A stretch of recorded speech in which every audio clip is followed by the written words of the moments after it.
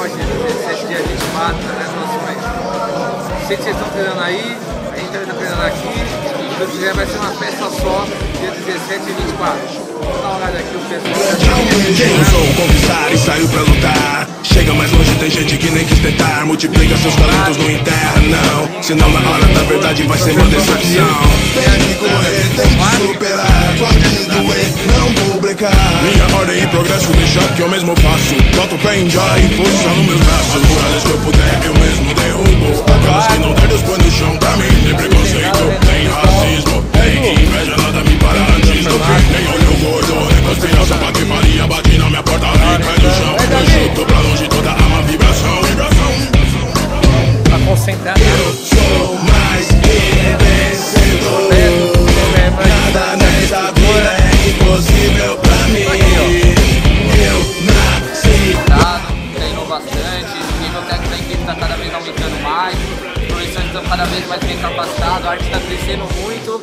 E é isso aí, eu desejo boa sorte a todos, tenho certeza que vocês vão conseguir passar assim como todos os professores também passaram.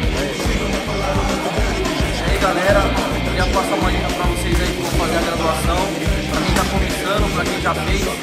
É isso aí, o objetivo é sempre estar aumentando o nível técnico da equipe, sempre estar acreditando nos professores, na força de vontade que eu acho que é o principal. Não adianta chegar lá no dia e fazer de qualquer jeito, só para botar pra dar no braço. Tem que fazer com força de vontade. E é isso que eu, Juba, o mestre Ivan, todos os professores queremos ver. Isso aí.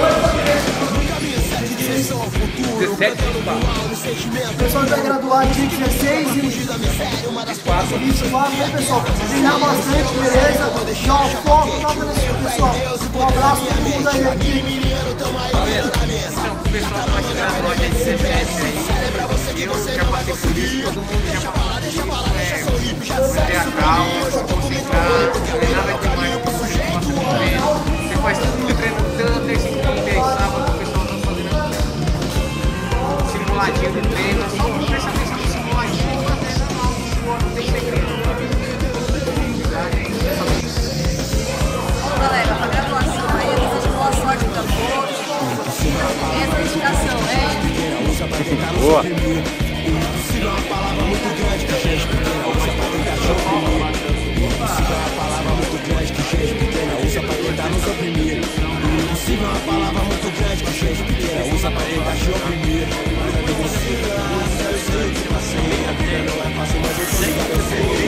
Caminho firmão, tô aí.